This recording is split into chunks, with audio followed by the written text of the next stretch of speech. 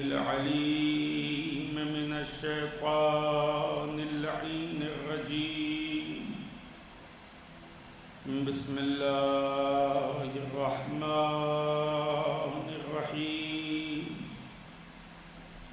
الحمد لله الذي هدانا لهذا وما كنا لنهتدي لولا أن هدانا الله.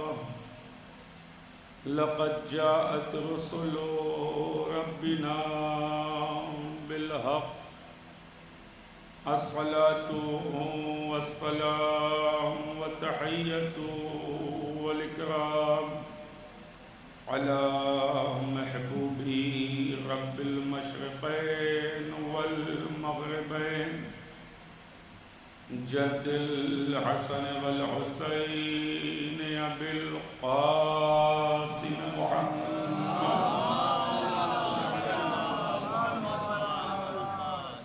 وعلى آله الطيبين الطاهرين المعصومين المظلومين المنتخبين المنتجبين. ولعنة الله على أعدائهم أجمعين من الآن إلى قيام يوم الدين. أما بعد، فقد قالت فاطمة الزهراء صلوات الله عليها: إن السعيد كل السعيد حق السعيد من أحب عليا في حياته وبعد مماته. صلوات محمد.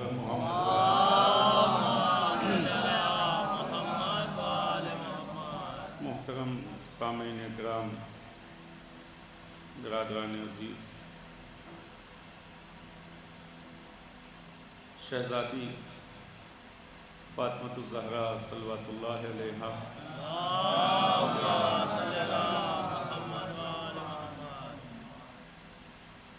آپ نے انسان کی سعادت کا جو معیار معین فرمایا کہ اصل میں سعادت کہتے کسے ہیں اور حقیقت میں سعید ہے کون؟ سعادت کے عام معنی جب کیے جاتے ہیں تو کامیابی کہا جاتا ہے. سعادت کے جب عام معنی بیان کیے جاتے ہیں تو وہ انسان کہ جو انسان کامیاب ہو، جسے ترقی مل جائے، جسے بلندی مل جائے، اسے سعید کہا جاتا ہے. لیکن جب اس کے حقیقی معنی کی طرف توجہ دی جاتی ہے تو سعید کہتے ہیں اس انسان کو کہ جو اللہ کی نظر میں کامیاب. سعید کہتے ہیں کہ جس کی دنیا بھی کامیاب ہو، جس کی آخرت بھی کامیاب ہو. سعید کہتے ہیں ایسے شخص کو کہ جس کے پاس مال نہ بھی ہو لیکن وہ غریب نہیں ہوتا، صحت نہ بھی ہو لیکن کمزور نہیں ہوتا. سعید کہتے ہیں ایسے شخص کو کہ جس کے پاس منصب نہ بھی ہو، جو کہہ دے وہی ہوتا ہے. بڑے بڑے منصبدار جس کے دروازے کے سامنے لائن لگائے کھڑے رہتے ہوں، اسے سعید کہا جاتا ہے. شہزادی نے فرمایا جاننا چاہتے ہو کہ سعید کون ہے؟ تو فرماتی ہیں ان السعید، بے شک سعید وہ ہے. پھر فرمایا نہیں، صرف سعید نہیں، کل السعید، بلکہ تمام سعادتیں اس کے لیے ہیں. پھر فرمایا نہیں، تمام سعادتوں سے بھی کام نہیں چلے گا۔ فرماتی ہیں حق السعید، یہ انتہا ہے کسی بھی صفت کے لیے۔ کسی بھی چیز کو جب اس کی انتہا تک لے جائیں تو کہتے ہیں حق ادا ہو گیا۔ شہزادی فرما رہی ہیں حق السعید من احب علیا فی حیاتہ و بعد مماتہ، جو علی سے محبت کرے علی کی زندگی میں بھی، علی کے مر جانے کے بعد بھی۔ سعادتیں کس کے لیے ہیں؟ جو علی سے محبت کرے ان کی زندگی میں اور ان کے گزر جانے کے بعد بھی۔ میں اس اپنے جملے کو، اور بلکہ میرا جملہ نہیں، شہزادی کا جملہ ہے، اس کی ذرا سی وضاحت آپ کی خدمت میں کروں گا کہ اس کا مطلب کیا ہے کہ شہزادی فرما رہی ہیں علی کی محبت چاہے سرکار کی زندگی میں ہو اور چاہے سرکار کے اس دنیا سے چلے جانے کے بعد ہو، حق سعادت اسی کو حاصل ہے کہ جس کے دل میں محبت علی بستی ہو۔ اگر آج ہم بغض کی اینک اپنی آنکھوں سے اتار کر حقیقت کی نظروں سے پوری دنیا کا معائنہ کریں تو ہمیں اندازہ ہوگا کہ جو بھی آج اس دور میں دنیا کے سامنے اسلام کو پیش کر رہا ہے، ان میں دو طرح کے لوگ ہیں۔ ایک وہ ہیں کہ جن کے دلوں میں بغض علی ہے، ایک وہ ہیں جن کے دل میں حب علی ہے۔ بغض علی رکھنے والوں نے جب بھی اسلام پیش کیا، اسلام کو بھی بدنام کیا، مسلمانوں کو بھی بدنام کیا۔ لیکن محبت علی رکھنے والوں نے جب اسلام کی تصویر دنیا کے سامنے پیش کی تو پھر وہ نئے اسلام کی تصویر تھی جو اس سے پہلے دنیا نے نہیں دیکھی تھی۔ ایک ایسی تصویر جس کی امید بھی دنیا نہیں کر رہی تھی۔ لوگوں کو لگ رہا تھا کہ مسلمان مسجد اور امام بارگاہوں کے اندر تک محدود ہیں، ان کا ٹیکنالوجیز سے کیا مطلب، ان کا آج کے زمانے کی ترقیات سے کیا مطلب۔ لیکن جب حقیقی اسلام، امیر المومنین کا اسلام دنیا کے سامنے پہنچا تو انہیں پتا چلا کہ مسلمان وہ نہیں ہیں کہ جو صرف اور صرف پرانی رسومات میں پھنسا ہوا ہے، بلکہ اسلام کی حقیقی تصویر یہ ہے کہ وہ جس میدان میں ہے وہاں کامیاب ہے۔ اسلام کی حقیقی تصویر یہ ہے کہ جس میدان میں ہے وہاں کامیابیاں اس کے قدم چوم رہی ہیں۔ یہ اور کسی وجہ سے نہیں ہے، یہ فقط صدقہ ہے حب محمد و آل محمد علیہ السلام کا۔ صلوات پڑھیں بر محمد و آل محمد۔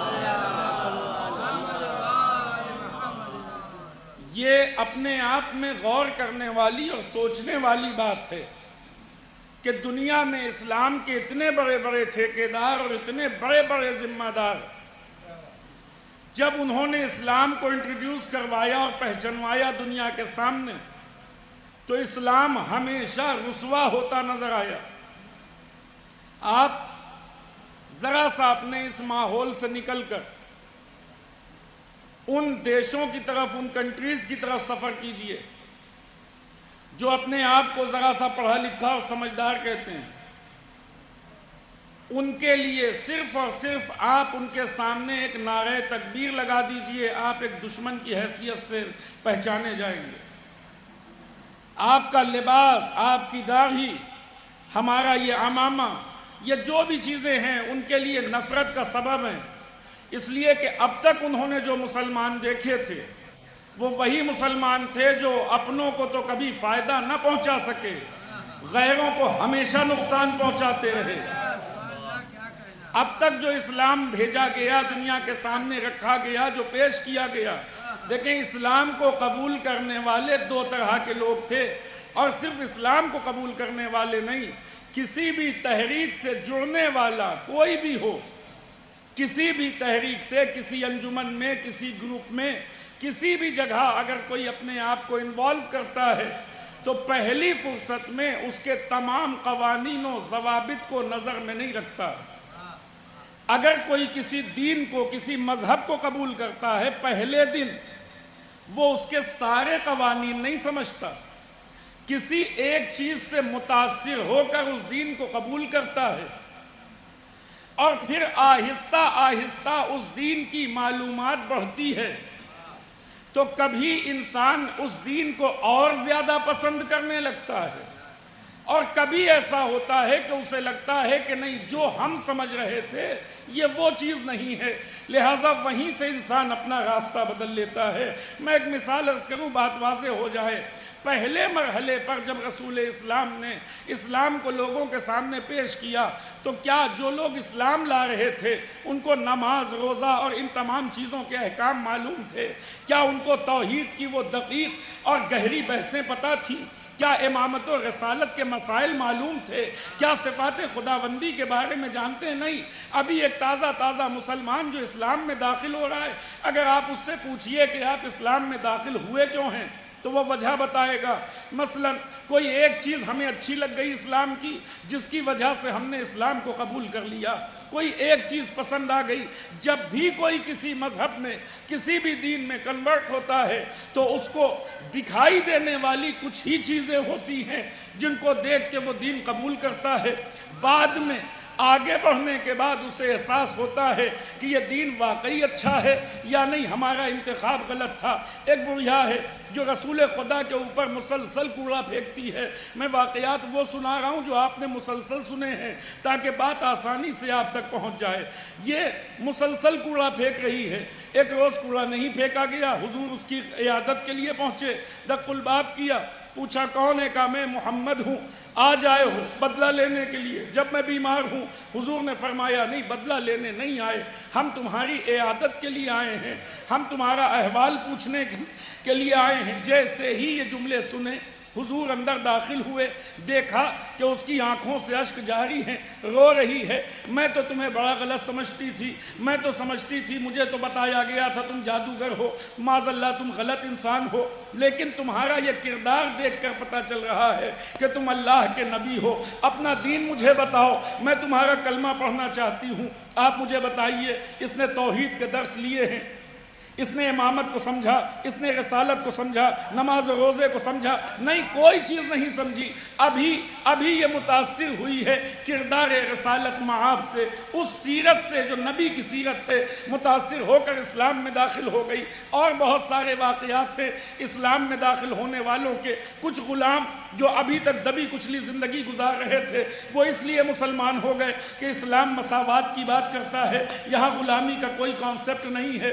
لہٰذا ہمارے لیے ایک موقع ہے کہ ہم یہاں سے نکل کر اگر اسلام کو قبول کر لیں، تو اسلام قبول کرنے کے نتیجے میں یہ جو ہماری غلامی کی زندگی ہے یہ ختم ہو جائے گی، یہ کالے گورے کا جو فرق ہے یہ ختم ہو جائے گا۔ تو ہر انسان اسلام کے مکمل قوانین کو جان کر اس میں داخل نہیں ہو رہا۔ ابتدا میں کچھ چیزیں سیکھتا ہے، اسے اچھی لگتی ہیں، وہ اسلام کو قبول کر لیتا ہے۔ اب اس کے بعد دو نتیجے ہو سکتے ہیں۔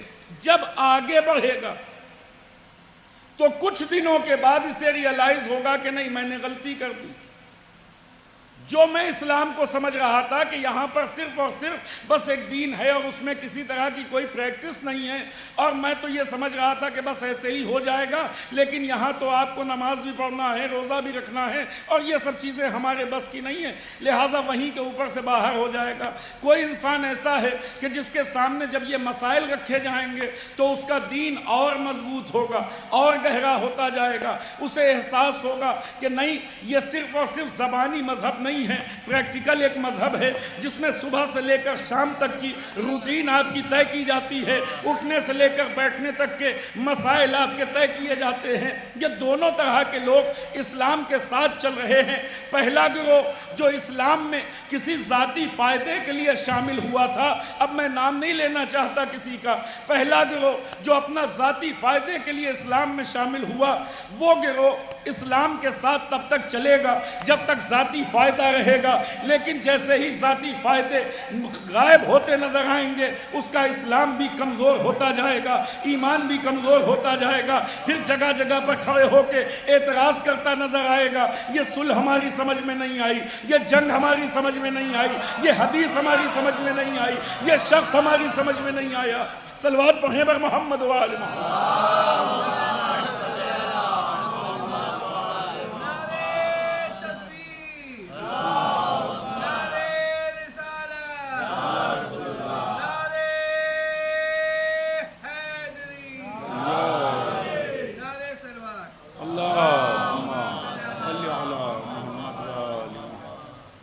تھوڑی دیر میرے ساتھ رہیں۔ یہ جو دو طرح کے لوگ ہیں، کسی بھی جگہ پر، کسی بھی کمیٹی میں آپ یہ سوچیں، کسی بھی انجمن میں 100% لوگ پوری طرح سے مخلص اور مطیع و فرما بردار ہوں کمیٹی کے، ایسا نہیں ہوتا۔ 2 4 10 لوگ ہوتے ہیں جو واقعی خلوص سے کام کر رہے ہوتے ہیں، بقیہ لوگ، کچھ لوگ اپنے نام کے لیے، کچھ لوگ اپنے ذاتی فائدے کے لیے، کچھ اپنی سیفٹی کے لیے الگ الگ وجوہات کی بنیاد پر اس کمیٹی کے ساتھ جڑ جاتے ہیں، اور جب تک وہ پارٹی ان کو فائدہ پہنچاتی ہے تب تک اس کے ساتھ جڑے رہتے ہیں۔ جیسے ہی اس پارٹی سے یہ دکھائی دیا کہ اب ہمیں وہ فائدہ ملنے والا نہیں، اس سے الگ ہوتے ہوئے نظر آئے۔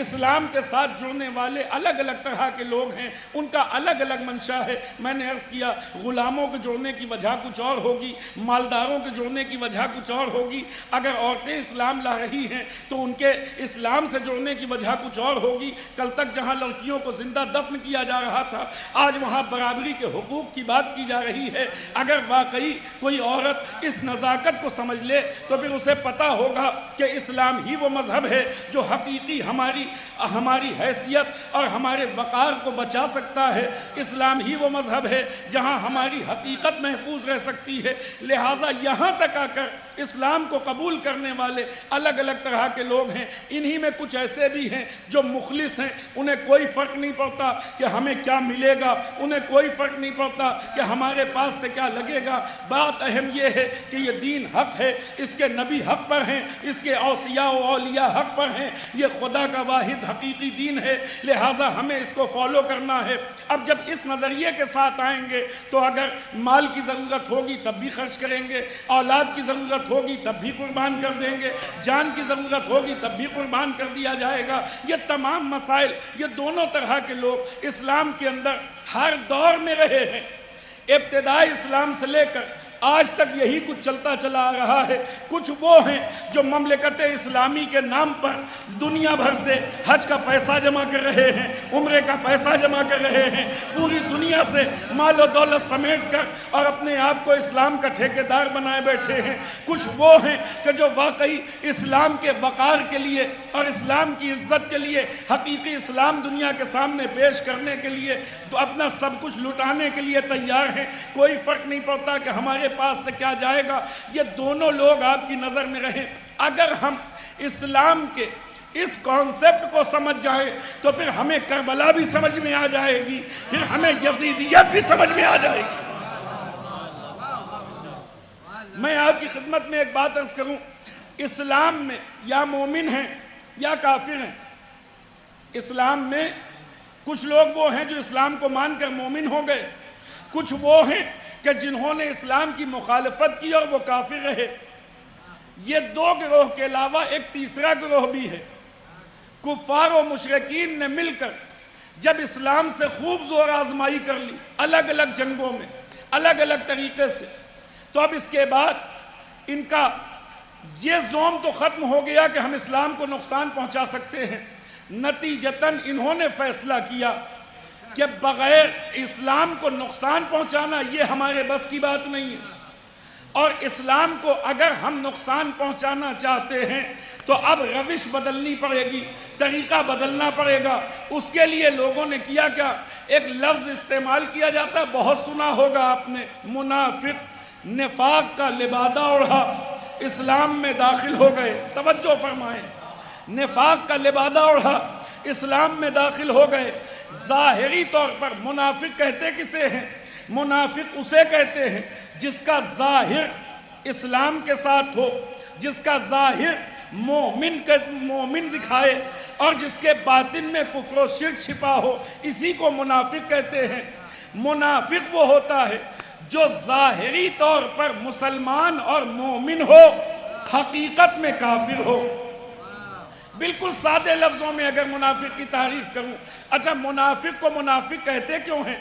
اسے اس لیے منافق کہتے ہیں چونکہ یہ اصل میں ہوتا تو کافر ہے، لیکن اگر لوگ جان جائیں کہ یہ کافر ہے تو مسلمانوں کی صفوں سے نکال باہر کریں گے، اس لیے یہ اپنے آپ کو مسلمان دکھانے کی کوشش کرتا ہے۔ اور چونکہ یہ منافق ہے تو یہ ایک طرح کا بہروپیہ ہے جس نے مسلمانوں کا روپ لے کر مسلمانوں کی صفوں میں آ کر بیٹھ گیا ہے۔ اس کی ذمہ داری یہ ہے کہ میرا اصل چہرہ دنیا کے سامنے نہ آنے پائے، تو پھر ایمان کی ایسی چادر اوڑھی جائے کہ دنیا پہچان نہ سکے۔ اب یہ جو دکھاوے کے لیے کام کر رہا ہے، اس کو کچھ ایکسٹرا ایکٹیویٹیز کرنے کی ضرورت ہوں گی، یہ کچھ الگ سے کرے گا تاکہ دوسرے عام مسلمانوں سے، عام مومنوں سے یہ ذرا زیادہ دکھائی دے۔ میں ایک مثال آپ کی خدمت میں عرض کروں۔ ایک انسان یہاں کے اوپر مجلس ہے، بہت سارے لوگ یہاں کے اوپر آئے، جسے جہاں جگہ ملی وہاں آ کر بیٹھ گئے۔ ہر جگہ اس طرح کے لوگ موجود ہوتے ہیں۔ کوئی صاحب ایسے ہیں کہ جن کی اس گھر والوں سے نہیں بنتی، مجھے نہیں پتا یہاں کے حالات فی الحال تو کم از کم، لہٰذا یہ بغیر کسی پرسنل انٹینشن کی یہ جملہ ہے، صرف مثالاً کسی صاحب کی یہاں کے گھر والوں سے نہیں بنتی اور ان کو یہ بتانا ہے کہ ہم آپ کے یہاں مجلس آئے ہیں، تو جتنے لوگ آئے ان کو جہاں جگہ ملی، مجلس شروع تھی، انہوں نے دیکھا کہ مجلس ہو رہی ہے، ایک جگہ ملی وہاں کے اوپر بیٹھ گئے۔ لیکن یہ جو صاحب آئے ہیں یہ مجلس کرنے نہیں آئے، یہ حاضری لگوانے آئے ہیں۔ یہ جو صاحب آئے ہیں یہ مجلس کرنے نہیں آئے، یہ حاضری لگوانے آئے ہیں۔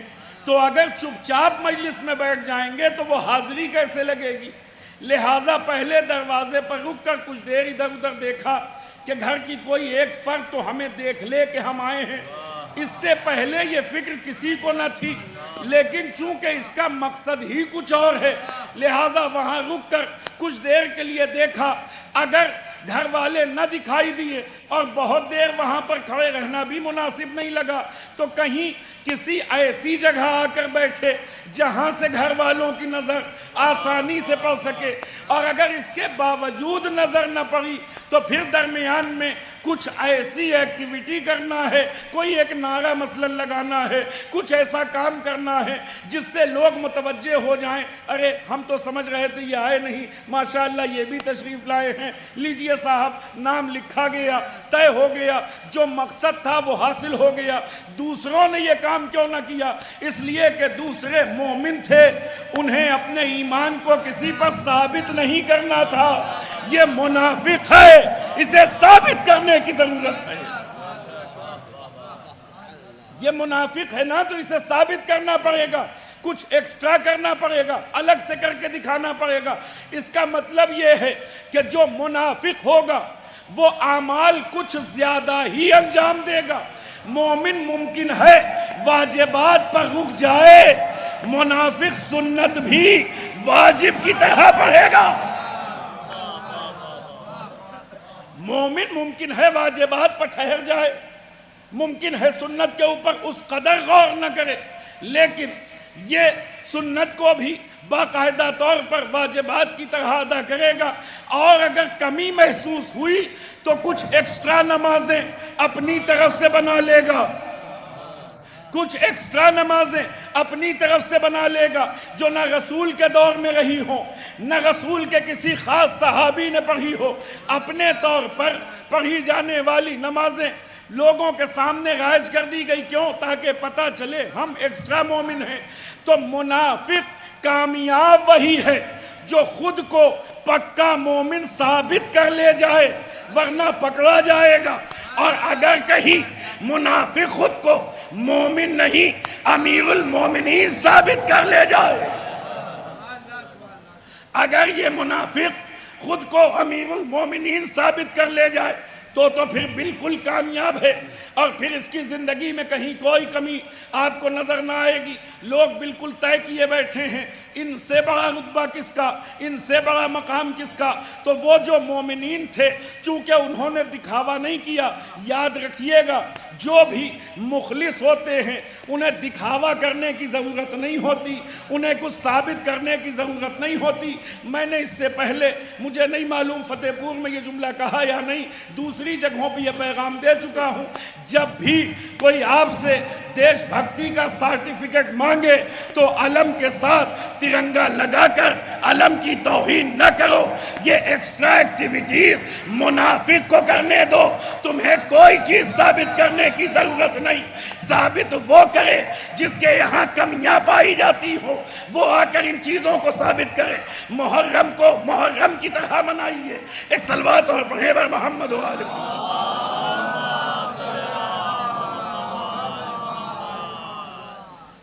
ایک اور صلوات پڑھ لیں بر محمد و آل محمد۔ اگر اجازت ہو تو تھوڑی سی تاریخ آپ کی خدمت میں عرض کرتے ہیں۔ ایک اور صلوات پڑھ لیں بآواز بلند۔ تھوڑا سا آگے آ جائیے، تھوڑا سا آگے آ جائیے، تھوڑا سا آگے آ جائیے صلوات پڑھتے ہوئے بر محمد و آل محمد۔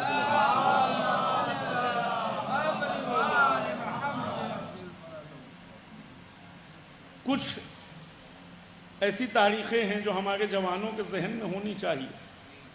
میرے بزرگ الحمدللہ بہتر جانتے ہیں، ہمارا ہجری کیلنڈر اس وقت سے شروع ہوتا ہے کہ جب حضور نے ہجرت فرمائی تھی مکے سے مدینے کی طرف، وہ 1 ہجری تھا،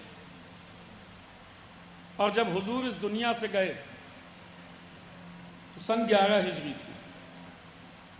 سن 11 ہجری سے لے کر سن 36 ہجری تک خلافت ظاہریہ اہل بیت علیہم السلام کے ہاتھ میں نہیں رہی۔ سن 36 ہجری سے لے کر سن 40 ہجری تک امیر المومنین علیہ السلام کی خلافت ہے، اور اسی سن 40 یا 41 ہجری میں امام حسن علیہ السلام کی بھی وہ 6 مہینہ یا اس تقریباً اتنی مدت ہے خلافت کی، اور اس کے بعد پھر یہ مسلسل خلافت ظاہریہ بنو امیہ کے ہاتھوں میں چلی گئی۔ یہاں کے بعد سے اب تک، یعنی سن 11 ہجری میں جب حضور کی شہادت واقع ہوئی، وفات کہتے ہیں، حقیقت میں وہ شہادت ہے، جب یہ شہادت واقع ہوئی سن 11 ہجری میں، یہاں پر خلافت کے مسئلے پر امیر المومنین علیہ السلام اور ظاہرہ کے فریق ایک دوسرا سامنے موجود ہے، ان دونوں کے درمیان معاملات ہیں۔ خلافت ظاہریہ امیر المومنین کے پاس نہیں ہے۔ سن 11 ہجری میں خلافت کسی اور کے پاس گئی، اور جب یہ خلافت کسی اور کے پاس گئی تو سن 11 ہجری میں ہی ایک شخصیت ہے مکے کی جس کا نام ہے ابو سفیان۔ یہ امیر المومنین حضرت علی علیہ السلام کے پاس آئے، اور انہوں نے آ کر کہا کہ اے علی، ہم جانتے ہیں کہ آپ رسول کے خلیفہ برحق ہیں، اور اگر آپ کہیں تو ہم آپ کے ساتھ مل کر قیام کرنے کو تیار ہیں، اگر آپ کہیے تو ہمارے پاس پورا لشکر ہے، افراد ہیں، ہم آپ کے ساتھ مل کر جنگ کرنے کو تیار ہیں۔ امیر المومنین نے صاف طور پر انکار کر دیا اور کہا کہ مجھے تمہاری کوئی ضرورت نہیں ہے، میں جہاں کے اوپر ہوں وہیں راضی ہوں۔ امیر المومنین نے کم از کم اتنا بتا دیا کہ اگر کام اچھا بھی ہو تو غلط آدمی کو ساتھ لے کر نہیں ہوا کرتا۔ آپ یہ نہ سوچئے کہ اچھا مقصد ہے تو ہم کسی غلط آدمی کو لے لیں۔ اب یاد رکھیے گا، کس نے جلوس نکلوا دیا اور کس نے تعزیہ آگے بڑھوا دیے، اس سے کوئی فرق نہیں پڑتا۔ دیکھ لیجئے گا کام کرنے والا آدمی غلط تو نہیں ہے۔ اگر غلط ہوگا تو آج ایک اچھا کام آپ کا کر رہا ہے، کل 10 غلط کام آپ کے کروا دے گا، آپ سے کروا لے گا۔ یہ اپنے آپ میں نظر میں ہونا چاہیے۔ امیر المومنین نے صاف طور پر انکار کیا۔ جب اس طرف پہنچے اور وہاں یہ خبر پہنچی تو انہوں نے کہا یہ آپ کیا کر رہے ہیں؟ کہا ہمارا کوئی حصہ ہی نہیں ہے۔ جب ہمارا اپنا کوئی حصہ نہیں تو پھر ہمارا کیا فائدہ اس طرف رہنے میں؟ آواز دی گئی گھبرائیے نہیں، اگر شام فتح ہو گیا تو وہاں کی گورنری آپ کے حصے میں آئے گی، اور حسب وعدہ دوسری خلافت میں شام کی گورنری یزید ابن ابو سفیان کے ہاتھوں دے دی گئی.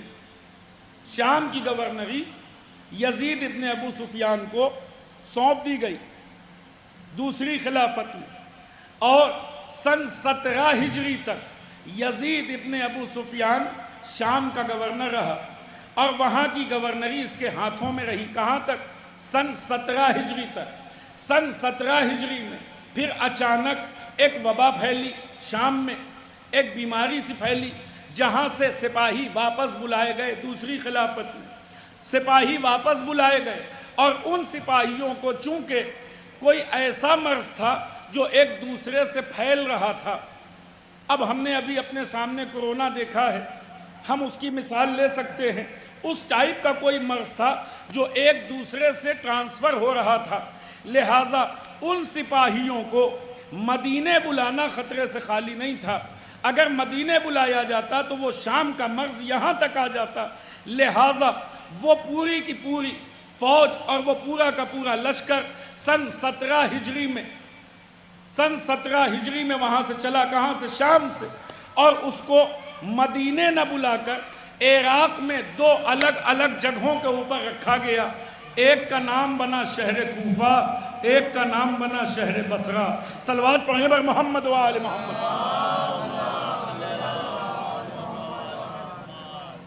یہ سپاہی کس کے ہیں؟ آپ کو معلوم ہے یہ سپاہی، یہ لشکر مدینے سے کون آپریٹ کر رہا ہے؟ کون ہے جو حاکم ہے؟ یہ سپاہی چاہے کوفے کے اندر رہے ہوں، چاہے بصرے کے اندر رہے ہوں، یہ شام کے لشکر سے لوٹے ہوئے سپاہی ہیں.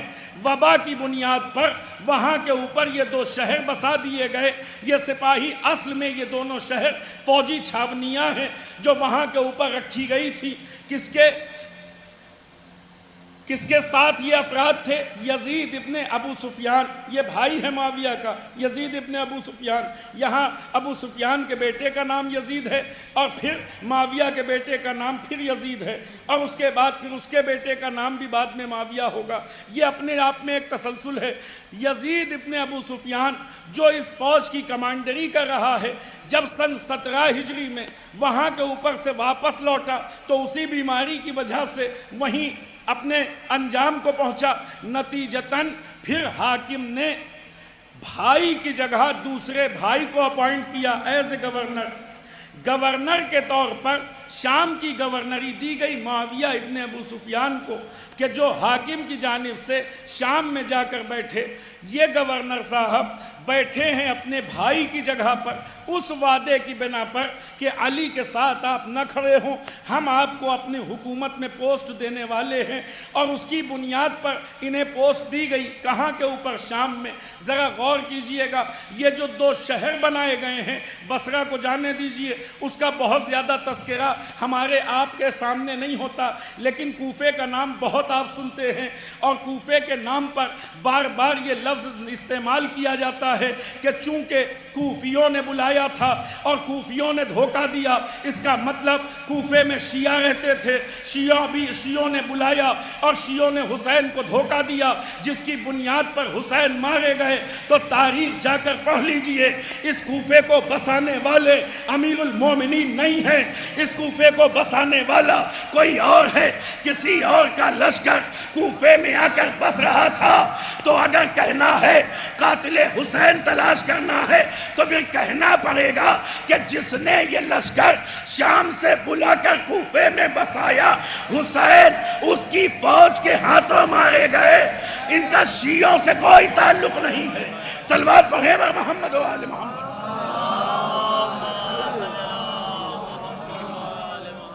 ان کا شیعت سے کیا تعلق ہے؟ مولانا یہ تو آپ نے عجیب و غریب بات کر دی. اب تک تو ہم سن رہے تھے کہ کوفے سے بہت زیادہ لوگ امام حسین کی نصرت کرنے آئے، بہت زیادہ لوگ وہاں سے نکل کر آئے. حبیب ابن مظاہر جیسے، مختار ثقفی جیسے اسی کوفے کے رہنے والے ہیں، اور آپ نے تو ایک طرف سے سب کو نہیں. اگر آپ کو اس طرح کے چنندہ افراد کوفے کے اندر محبان اہل بیت علیہم السلام دکھائی دے رہے ہیں تو یاد رکھیے گا یہ امام علی علیہ السلام کی اس 3.5 سال کی امامت اور خلافت کا حصہ تھا۔ امیر المومنین نے اپنے اس مختصر سے ظاہری خلافت کے حصے میں ایسی تبلیغ کی اور ایسا کردار پہنچایا کہ دوسروں کی فوج تھی لیکن محبان علی کوفے کے اندر پیدا ہوتے نظر آئے۔ کسی نے بسایا ہو، اگر اہل بیت وہاں آ جائیں گے تو اپنا گرویدہ بنا لیں گے۔ ایران فتح کس نے کیا یہ نہ بتائیے، ایران میں کلمہ کس کا پڑھا جاتا ہے یہ اہم بات ہے۔ صلوات پڑھیں بر محمد و آل محمد۔ کتنا رکھا گیا؟ لبیک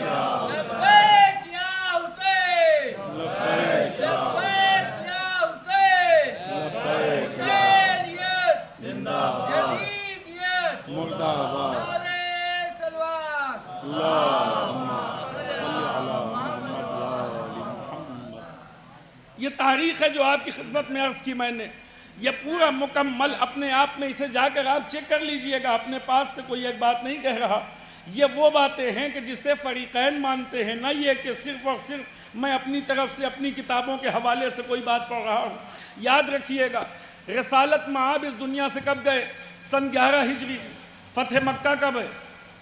9 ہجری میں۔ 9 ہجری میں فتح مکہ ہے، یعنی حضور کی شہادت کے 2 سال پہلے مکے سے لوگ ہجرت کر کے گئے تھے مدینہ۔ کیوں؟ اس لیے کہ کفار و مشرکین مکہ انہیں مکے میں رہنے نہیں دے رہے تھے۔ اب یہ جو فتح مکہ کے موقع پر لوگ اسلام لائے ہیں، انہیں ہجرت کر کے کہیں جانے کی ضرورت ہے؟ مدینے سے لوگ مکے سے مدینہ ہجرت کر گئے چونکہ مکے میں رہنا مشکل تھا، لیکن اب جو 9 ہجری میں لوگ مسلمان ہو رہے ہیں، اس موقع کے اوپر جو مسلمان ہو رہے فتح مکہ کے موقع پر، کیا انہیں مکہ چھوڑ کر جانے کی ضرورت ہے؟ انہی کی وجہ سے تو سب لوگوں نے ہجرت کی تھی۔ جب یہ خود مسلمان ہو گئے تو اب انہیں کس کا ڈر ہے، انہیں کس کا خوف ہے؟ یہ کیوں جائیں گے مکہ چھوڑ کر؟ لہٰذا یہ مکہ چھوڑ کر کہیں نہیں گئے، یہ مکے میں رہے۔ ہاں کبھی کسی سفر کی بنیاد پر مدینے جانا ہوا تو وہاں حضور کو دیکھ لیا اور حضور سے ملاقات ہو گئی، یعنی اسلام جو فتح مکہ کے موقع پر جنہوں نے قبول کیا ان کا اسلام کل 2 سال کا اسلام ہے۔ توجہ فرمائیں، فتح مکہ کے موقع پر جنہوں نے اسلام قبول کیا ان کا اسلام کل 2 سال کا اسلام ہے، اور اس 2 سال میں بھی حضور مکہ میں نہیں رہتے، مدینے میں رہتے ہیں۔ ان کی کتنی دیر کی ملاقات ہے، انہوں نے حضور سے کتنا اسلام سیکھا، کتنا انہیں معلومات ہو گئی۔ اب جتنا اسلام انہوں نے سیکھا تھا، جب انہیں الگ الگ علاقوں میں گورنر بنا کر بھیجا جائے گا تو جو اسلام انہیں آتا ہے وہی امت کو بتائیں گے۔ توجہ فرمائیں، جو اسلام انہیں آتا ہے وہی تو امت کو بتائیں گے۔ ان کا 2 سال کا اسلام، 2 سال کے اس اسلام میں بھی حضور کے ساتھ یہ کتنے دن رہے، اس کا اپنے آپ میں واقعی جائزہ لینے کی ضرورت ہے، سمجھنے کی ضرورت ہے کہ یہ کتنے دنوں تک رہے حضور کے ساتھ۔ جو بھی ملاقات رہی ہو، 10 ملاقاتیں، 20 ملاقاتیں، اس میں انہوں نے کتنا اسلام سیکھ لیا کہ اب یہ جو گورنر بن کر جا رہے ہیں، انہیں یہ لگا یا حاکم کو یہ لگا کہ میں گورنر بھیج رہا ہوں، لیکن جس علاقے میں یہ پہنچے وہاں کے لوگوں کو یہ لگا کہ یہ تو حاکم کی طرف سے نمائندہ ہے، تو پھر اسے اسلام بھی آتا ہوگا، اسے دین آتا ہوگا، اسے قوانین شریعت معلوم ہوں گے۔ لوگ آئے، قبلہ آپ یہاں کے حاکم ہیں، ہمیں کچھ مسائل دریافت کرنے تھے۔ اب ذرا معاملہ پھنسا کہ تلوار چلوانا ہو تو ٹھیک ہے، لوٹ مار کروانا ہو تو ٹھیک ہے، لیکن یہ مسائل وسائل ہمارے بس کی چیز نہیں ہے، ہمیں اس سے دور رکھیے۔ لیکن کھل کر یہ کہا بھی نہیں جا سکتا۔ ٹھیک ہے، پوچھئے کون سا مسئلہ پوچھنا ہے، کہا یہ بتا دیجئے کہ حضور جب نماز پڑھتے تھے تو ان کے نماز کے وقت ہاتھوں کی پوزیشن کیا ہوتی تھی؟ توجہ فرمائیں، یہ ایک مسئلہ ہے جو میں آپ کی خدمت میں عرض کر رہا ہوں. یہ جو آپ کو وضو میں، نماز میں، روزے میں، حج میں، نکاح میں، طلاق میں، ہر ایک چیز میں جو اختلاف نظر آ رہا ہے، معاملہ یہ ہے کہ دین اس نے بتایا جسے خود دین نہیں آتا. جب دین پہنچانے کی ذمہ داری اس نے اپنے کاندھوں پر لی جسے خود کو نہیں پتا. اچھا مجھے بتائیے کہ حضور نماز کس طرح پڑھتے ہیں؟ پوزیشن بتانا ہے، ذکر کی بات نہیں ہو رہی، کیا پڑھتے ہیں اس کی بات نہیں ہو رہی، صرف اور صرف یہ دیکھنا ہے کہ دیکھ کر بتا دیں کہ حضور نماز جب پڑھتے تھے تو ہاتھ یہاں ہوتے تھے، یہاں ہوتے تھے، یہاں ہوتے تھے. اس چیز کو صرف اور صرف آپ کو دیکھ کر بتانا ہے. کیا اس کے لیے کسی ڈگری کی ضرورت ہے، کسی کوالیفیکیشن کی؟ بہت ہوشیار اور عقل مند آدمی جس کا آئی کیو لیول بہت زیادہ ہائی ہو وہی یہ چیز بتا پائے گا. نہیں، ایک نارمل آدمی جس کی آنکھیں ٹھیک ہوں، اس نے حضور کو نماز پڑھتے دیکھا ہو تو وہ آسانی کے ساتھ یہ بات بتا سکتا ہے کہ حضور نماز کے وقت اپنے ہاتھوں کو کہاں پر رکھتے تھے. اگر اس ایک مسئلے پر 4 اماموں کے درمیان 19 طرح کے اختلاف دکھائی دیں، اس ایک مسئلے پر 4 اماموں کے درمیان 19 طرح کے اختلاف، بعض نے کہا ہاتھ کھولنا ہے، بعض نے کہا باندھنا ہے. باندھنا ہے تو کہاں؟ ناف کے نیچے، ناف کے اوپر، سینے پر، داہنا ہاتھ اوپر کہ بایاں ہاتھ اوپر. 19 طرح کے اختلاف صرف اس ہاتھ کی پوزیشن کو لے کر ہیں. تو اس کا مطلب یہ ہے، اور یہ کوئی ایسا فقہی اور دقیق مسئلہ نہیں تھا کہ توحید کی دقیق بحث ہے. جو علماء فلسفی اور منطقی نظریات سمجھتے ہوں وہی بتا پائیں گے. کون بتا سکتا ہے؟ جس نے بھی حضور کو نماز پڑھتے ہوئے سامنے سے دیکھا ہو وہ بتا دے گا. جس کی ساری زندگی حضور کے گلے کاٹنے کی کوشش میں گزر گئی، جس نے صرف مخالفت رسالت کیا، جس نے ساری زندگی دشمنی نبھائی، اسے کیا پتا حضور نماز کیسے پڑھتے ہیں، ہاتھ کہاں ہوتا ہے، پیر کہاں ہوتا ہے. صلوات پڑھیں بر محمد و آل محمد.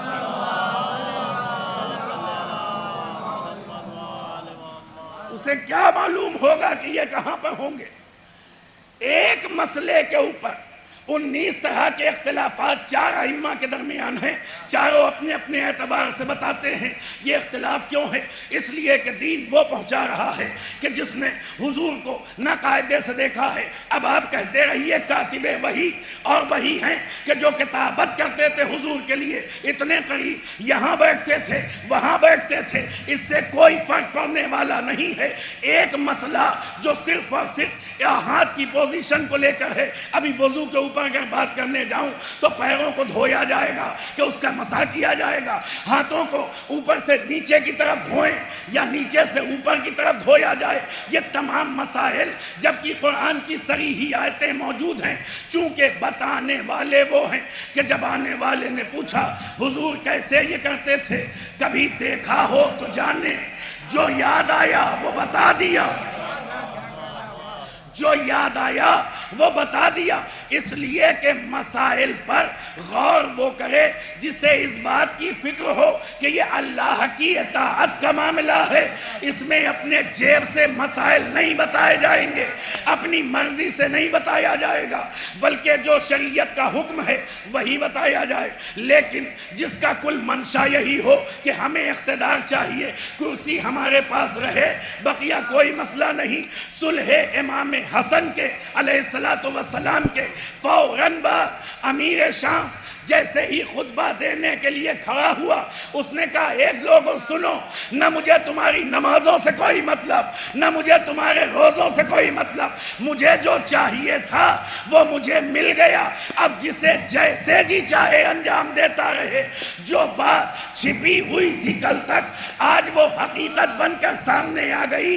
تو یہ اختلافات 4 اماموں کے درمیان 19 طرح کے اختلاف، ایک مسئلے کو لے کر یہاں 12 امام ہیں، پہلے سے لے کر آخر تک. نہ وضو میں اختلاف، نہ نماز میں اختلاف، نہ روزے میں اختلاف، نہ حج میں اختلاف، کسی ایک چیز میں اختلاف نہیں.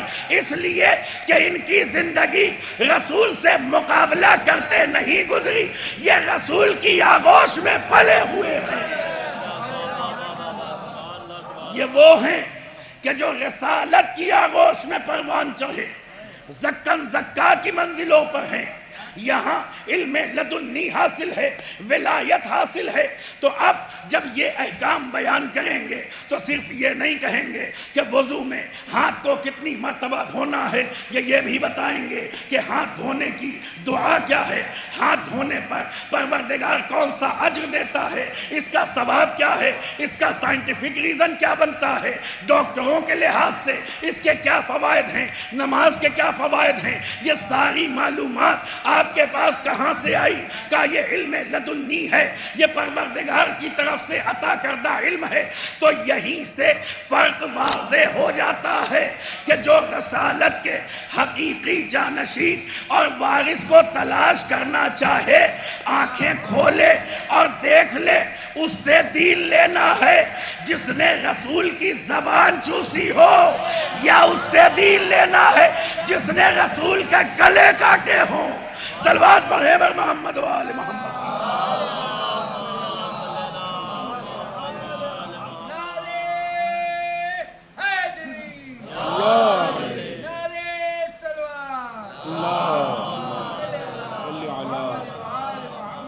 یہ بالکل صاف اور واضح ہے، جس کا جی چاہے جس کا انتخاب کر لے، ہمیں اس سے کوئی اختلاف نہیں۔ آپ کی اپنی مرضی ہے، کھلی ہوئی کتاب ہے۔ بنو امیہ کا کردار دنیا کے سامنے ہے، بنو ہاشم کا کردار دنیا کے سامنے ہے۔ یہاں جنگ و جدل کی بات نہیں ہے۔ اگر ہماری کوئی چیز سمجھ میں نہیں آ رہی ہے، ہم کوئی بات نہیں سمجھ پا رہے، ہمیں سمجھا دیجئے، ہم سمجھنے کے لیے بیٹھے ہیں۔ ہم نے تو اپنے کسی جوان سے نہ کہا کہ میلاد میں نہ جائیے گا ورنہ نکاح ٹوٹ جائے گا، فلاں چیز نہ دیکھیے گا ورنہ آپ کا دین خراب ہو جائے گا، ہم نے کبھی نہیں کہا۔ یہ دوسری طرف سے ہی اعلانات ہوتے ہیں۔ اس کا مطلب یہ ہے کہ جو اپنے دین اور عقیدے کو لے کر مطمئن ہے، اسے کوئی فرق نہیں پڑتا، جہاں جی چاہے چلے جاؤ۔ جو مطمئن ہے نا، جہاں حقیقت ہوتی ہے، جہاں سچائی ہوتی ہے، وہاں یقین ہوتا ہے۔ لیکن جہاں دل میں چور بیٹھا ہو، یہ نہ کہیے، یہ نہ بولیے، یہ نہ چھیڑیے، ارے وہ پرانی باتیں ہیں، وہ صحابہ کرام کے مسائل ہیں، ان کو وہیں دبا رہنے دیجئے۔ ہم نے کہا مسئلہ تو یہی ہے کہ اگر میرے اور آپ کے درمیان کا مسئلہ ہو تو شاید دبا رہنے دیں، لیکن مسئلہ صحابہ کرام کے درمیان ہے، اس کا مطلب یہ مسئلہ دین کا ہے۔ تو اب ہماری ذمہ داری ہے کہ جب دو صحابی آپس میں چاہے جمل میں ہو چاہے صفین میں ہو، ایک دوسرے کے مقابلے آئیں، تو یہ ہماری ذمہ داری ہے کہ ہم طے کریں اس میں سے حق پر کون، باطل پر کون۔ آپ کہہ رہے دونوں ٹھیک، یہ تو ہو ہی نہیں سکتا کہ یہ دونوں ٹھیک ہوں، ایک صحیح ہے ایک غلط، آپ کی مرضی، جس کا جی چاہے اس کو آپ صحیح سمجھیں، جس کا جی چاہے ہم صحیح سمجھیں۔ ہمارے سامنے دونوں کردار، آپ کے سامنے دونوں کردار۔ آج بھی اگر کوئی فیصلہ کرنا چاہے 1400 سال کے بعد، تو دونوں کردار موجود ہیں۔ ایک اسلام وہ ہے جو اپنی عورتیں پیش کر رہا ہے، جان سے جان ٹکرا رہا ہے، کیسینو کھلوا رہا ہے، بے حیائی کر رہا ہے، دین اسلام کو بدنام کر رہا ہے۔ ایک اسلام وہ ہے جو حیدر کرار کے غلاموں کی طرح ظالم کے آنکھوں میں آنکھیں ڈال کر، یزید وقت کی آنکھوں میں آنکھیں ڈال کر جواب دے رہا ہے، سن حسین کہہ گئے مثلی لا یبایا مثلا۔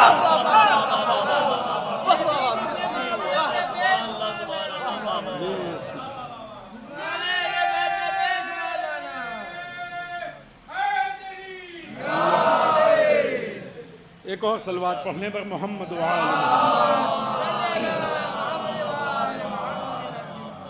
آج اگر دنیا دیکھنا چاہے، الحمدللہ پوری دنیا دیکھ رہی ہے۔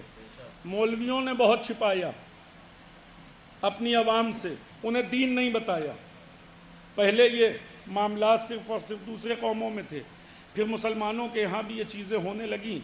جب بھی کسی جوان نے کوئی مسئلہ پوچھا، کہا یہ تم سے ریلیٹڈ نہیں ہے، یہ مولویوں کے بیچ کا مسئلہ ہے۔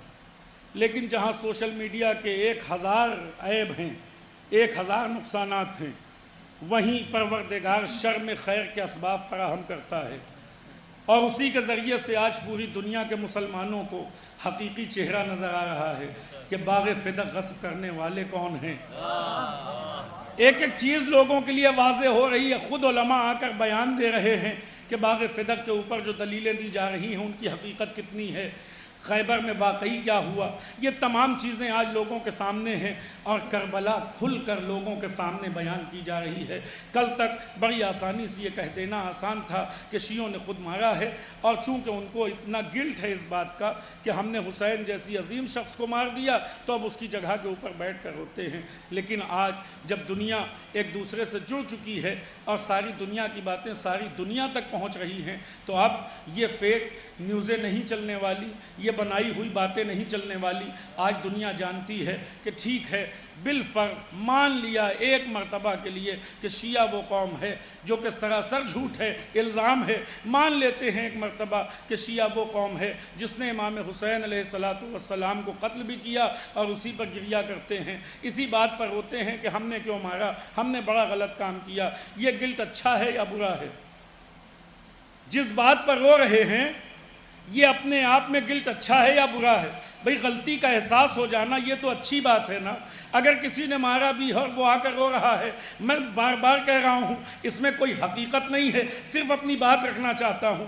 اگر کوئی انسان واقعی کسی کو مار دے اور بعد میں اس بات کا پچھتاوا ہو تو یہ اچھی بات ہے یا غلط ہے؟ یہ تو اچھی بات ہے نا کہ کم از کم مارنے والے کو یہ احساس تو ہے کہ میں نے غلطی کی۔ آپ بتائیں خوشیاں کس بات کی منا رہے ہیں؟ آپ بتائیے نا، خوشیاں کس بات کی منا رہے ہیں؟ شیعوں کے اوپر الزام لگانے والے ذرا اپنے یہاں 10 محرم بلکہ فتح پور میں تو 3 اور 4 محرم سے لے کر 10-12 محرم تک جو میلے لگائے جاتے ہیں، جو چیزیں بیچی جاتی ہیں، جو مارکیٹ سجائی جاتی ہے، میں نے عید کے موقع پر ایسا میلہ فتح پور میں نہیں دیکھا جیسا محرم کے موقع پر سجایا جاتا ہے۔ تو اب یہ سجانے والے جواب دیں کہ یہ جو میلہ لگایا جا رہا ہے یہ کس خوشی میں لگایا جا رہا ہے؟ ہم بتا رہے ہیں، سنیے، یہ خوشی ابن زیاد کی خوشی ہے، یہ خوشی شمر کی خوشی ہے۔ زیارت عاشورہ میں امام صادق علیہ السلام فرماتے ہیں، زیارت عاشورہ میں امام نے فرمایا آج کے دن آل و زیاد، آل و مروان یہ سب کے سب خوش ہوئے۔ کیوں؟ اس لیے کہ امام حسین علیہ السلام شہید کیے گئے۔ تو اس کا مطلب صاف ہے کہ حسین پر رونے والے کل کون تھے اور خوشی منانے والے کل کون تھے؟ بس انہیں دیکھ لیجئے، آج کا اندازہ ہو جائے گا۔ لفظوں کو سمیٹ کر بات مکمل کر رہا ہوں۔ کل امام حسین کی شہادت پر غم منانے والے سید سجاد ہیں، جناب زینب ہیں، جناب سکینہ ہیں، جناب ام کلثوم ہیں، جابر بن عبداللہ الانصاری ہیں، مدینے کے لوگ ہیں، مکے کے لوگ ہیں، کوفے کے لوگ ہیں۔ یہ وہ ہیں جو امام حسین کی شہادت پر آنسو بہا رہے تھے، رو رہے تھے۔ خوشیاں منانے والے کون ہیں؟ سنیے، خوشیاں منانے والے شمر، ہرملہ، عمر سعد، شام کا پورا لشکر اور دربار شام میں خوشیاں منائی گئی۔ تو آج رونے والوں کا تعلق سید سجاد سے ہے، جناب زینب سے ہے، جناب سکینہ سے ہے۔ یہ وہ قوم نہیں جو کسی کو قتل کرے اور بغیر کسی وجہ کے۔ اگر ہم کسی کے مقابلے میں آتے ہیں نا تو حق و باطل پہلے دیکھ لیتے ہیں۔ ہم اس امام کے ماننے والے ہیں جس کی تلوار 70 نسلوں کو ناپ لیتی ہے تب چلتی ہے۔ ہم آپ کی طرح نہیں کہ کسی ایک کو مارنے کے لیے کبھی بچوں کو مارا، کبھی عورتوں کو مارا۔ پہلی اپنی تاریخ پڑھ لیجئے پھر ہمارے اوپر اعتراض کیجئے گا۔ صلوات پڑھ لیں محمد و آل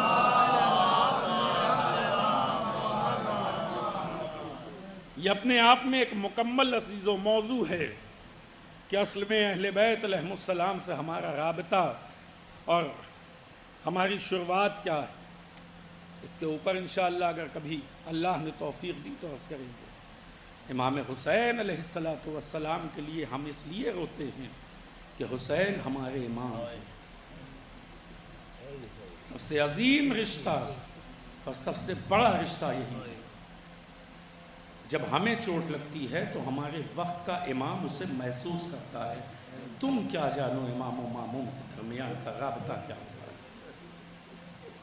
ہمیں چوٹ لگتی ہے، حدیث ہے جو آپ کی خدمت میں عرض کر رہا ہوں، تو امام اسے محسوس کرتے ہیں۔ جب ہم اپنے دل میں غم کا احساس کرتے ہیں تو ہمارے وقت کا امام اسے محسوس کرتا ہے۔ فرماتے ہیں ہم اپنے شیعوں کے غم کی وجہ سے مغموم ہوتے ہیں، ان کی خوشیوں کی وجہ سے خوش ہوتے ہیں۔ یہ ہمارے اور امام کے درمیان کا رابطہ ہے۔ وہ امام کہ جسے کربلا میں پیاسا شہید کر ڈالا گیا، وہ امام کہ جسے تڑپایا گیا، وہ امام کہ جسے رلایا گیا۔ کربلا میں امام حسین علیہ السلام کو تڑپایا ہے عزیزوں۔ امام کی وہ کیفیت، اپنے چاہنے والوں کے جنازوں کو اٹھانا یہ اپنے آپ میں سخت ہے، لیکن جب امام حسین علیہ السلام اپنے غازی کی آواز پر چلے، جب عباس نے آواز دی نا آقا میرا آخری سلام قبول ہو، تو ایک مرتبہ جب امام حسین مولا عباس کی طرف چلے، ساتھ میں علی اکبر بھی ہیں، امام نے جھک کر داہنا بازو اٹھایا، شمر اور اس کے ساتھ کچھ لوگ کھڑے تھے، مسکرا کر حسین سے پوچھا اے فاطمہ کے بیٹے کیا اٹھا رہے ہو؟ آپ جانتے ہیں اس جملے کا کیا مطلب ہے؟ اتنا بڑا زخم حسین کے قلب پر اور کسی چیز سے نہیں آیا، نہ تیر سے، نہ تلوار سے، نہ نیزے سے، جتنا بڑا زخم اس جملے کے ذریعے سے آیا، اے فاطمہ کے بیٹے کیا اٹھا رہے ہو؟ کہنا چاہتے تھے بڑا ناز تھا تمہیں ان بازوؤں پر، بڑا ناز تھا تمہیں اپنے اس عباس پر، لو ہم نے اس کے ہاتھ کاٹ دیے، لو تمہارا عباس یہ تمہارے سامنے موجود ہے۔ عزیزوں، امام حسین علیہ السلام یہ جملہ اپنے آپ میں امام کے لیے بڑا سخت تھا۔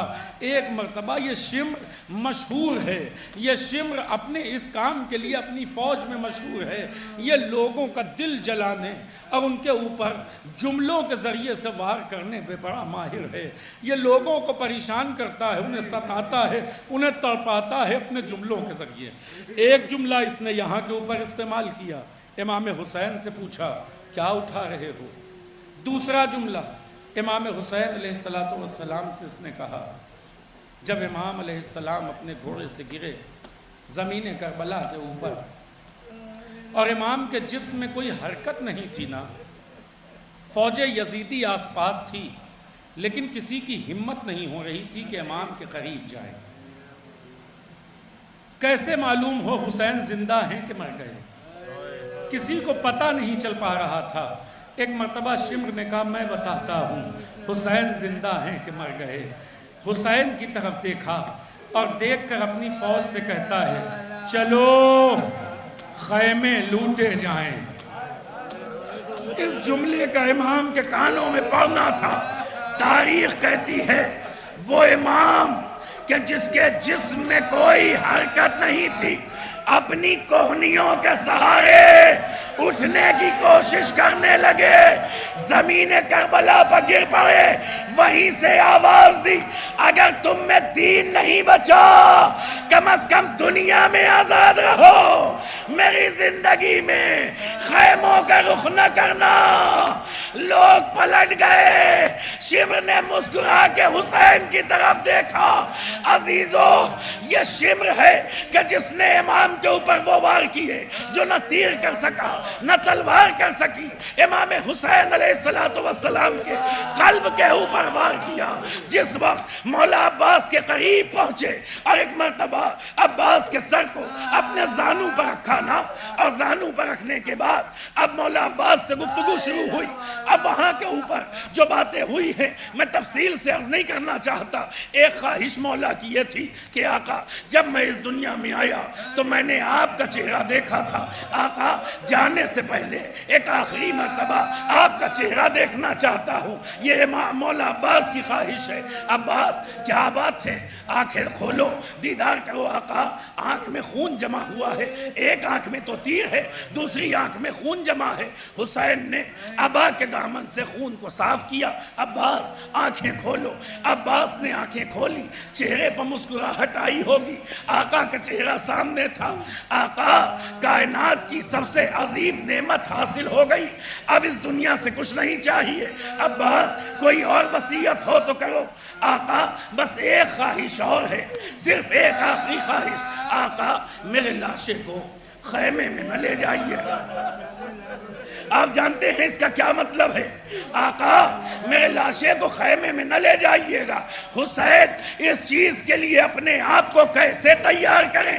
اس لیے کہ لاشے کو یہاں پر چھوڑنے کا مطلب کیا ہے یہ حسین کے علاوہ کوئی نہیں جانتا۔ عباس نے یہ خواہش ظاہر کیوں کی کہ آقا میرے لاشے کو خیمے میں نہ لے جائیے؟ علماء نے کہا بچوں سے شرمندگی تھی، پانی نہ لے جا سکے، سوچا اگر لاشا جائے گا تو بچوں کا دل ٹوٹ جائے گا، ممکن ہے یہ وجہ ہو۔ میں یہ نہیں کہتا کہ نہیں یہ وجہ نہیں ہے، ممکن ہے بچوں کا خیال آیا ہو، سکینہ کا خیال آیا ہو، لیکن عباس کے دل میں ایک تصور اور تھا، میرا جنازہ حسین لے جائیں گے، حسین کا جنازہ کوئی اٹھانے والا نہیں، میرا جنازہ آقا لے کر چلے جائیں گے، لیکن آقا کا جنازہ کون اٹھائے گا؟ اور پھر آقا کے جنازے کے ساتھ جو ظالم کریں گے، غلام کا حق ہے کہ آقا کی طرح اس کا لاشا بھی پامال کیا جانا چاہیے۔ آقا میرے لاشے کو خیمے میں نہ لے جائیے۔ تاریخ کہتی ہے حسین جیسے ہی علم لے کر عباس کے جنازے کو چھوڑ کر چلے، لشکر یزیدی عجیب نظروں سے حسین کی جانب دیکھ رہا تھا۔ حسین کے جانے کے بعد کیا ہوا ہمیں نہیں پتا، یہ تو زینب نے بتایا۔ سید سجاد میرے بھیا کی قد اتنی مختصر کیوں ہے؟ میرا بھیا طویل القامت تھا۔ شہزادی پھوپھی اماں غازی عباس کے جسم پر اتنے وار کیے گئے، جسم سلامت نہ رہا، چٹائی کے ذریعے آقا کے جنازے